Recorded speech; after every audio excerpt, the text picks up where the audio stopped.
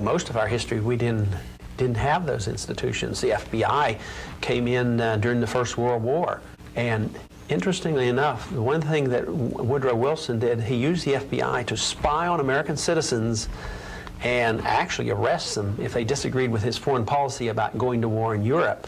And isn't it interesting how recent they used it in the Vietnam era?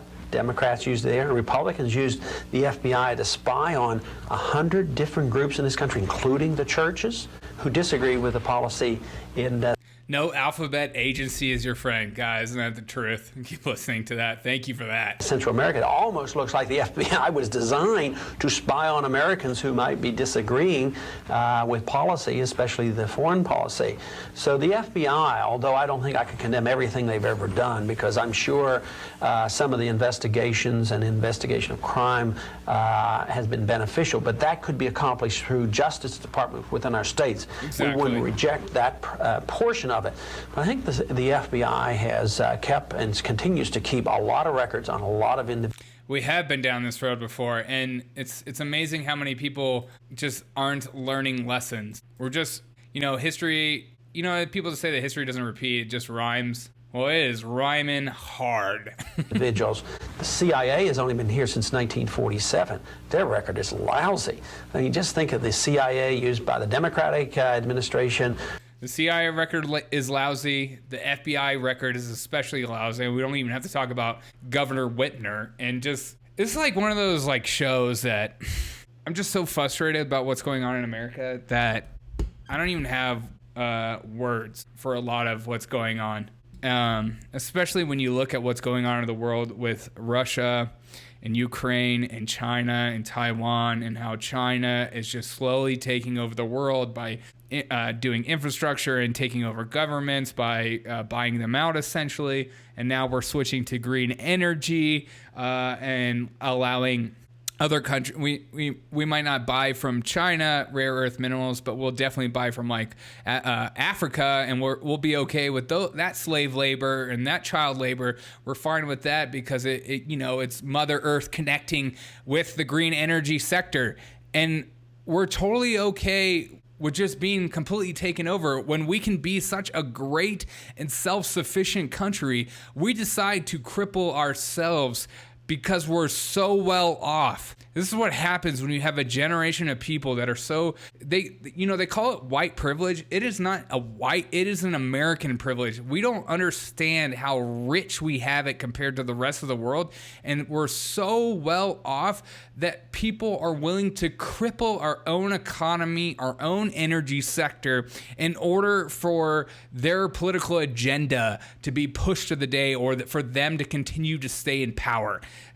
It's just sad. Yeah, self-destruction. Exactly. We're so well off that we're willing to destroy ourselves instead of being thankful for what we have or desiring to have more. I wish our energy sector was allowed to just try to be as clean as possible, but give American people the cheapest energy possible, so that the American people can make our economy better, can make our governments better, can make our country better in a lot of ways, because we'll be richer and well off, because when energy is cheap, then you can use your money for other things.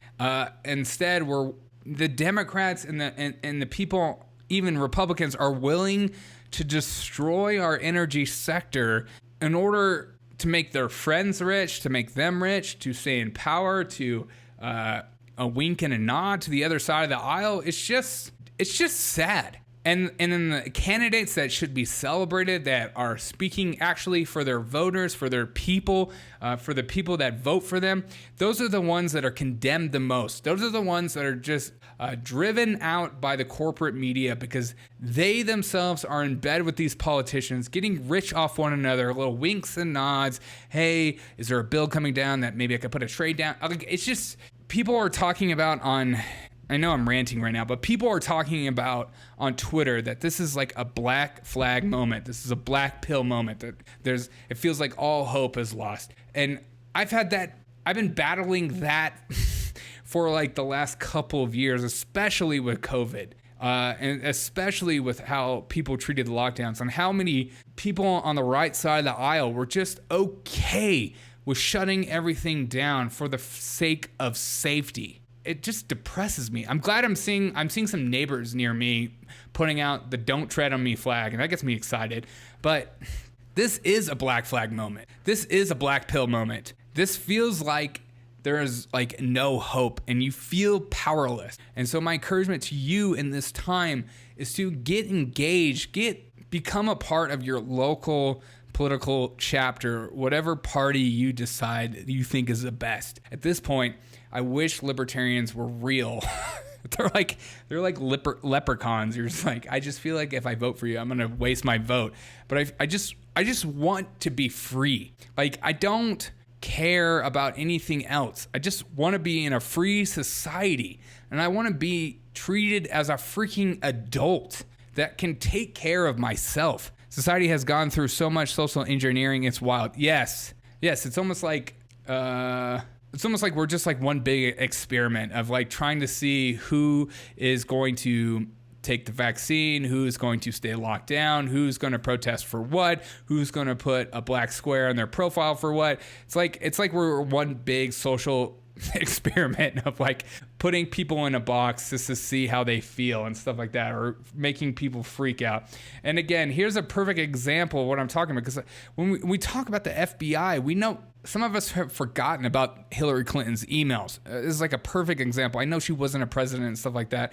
The way the DOJ just winked and nodded at everything she did, the Clintons have done, is just disgusting, but it makes sense when you put it in context with everything they do. That's why I'm not like saying, it's more of like, I want to abolish them. I don't want to, I've seen a lot of people going around saying we need to defund the FBI. No. Abolish. Let's abolish the IRS. Let's abolish the FBI. We don't need them. We have cops. What do we need the FBI for? The IRS, let's get rid of the IRS. Let's just make a flat tax, maybe just a sales tax. I don't know. Like, there has to be something better. This idea that we could just make the IRS harder for rich people to evade taxes. No, they'll just hire somebody else to help them evade taxes better.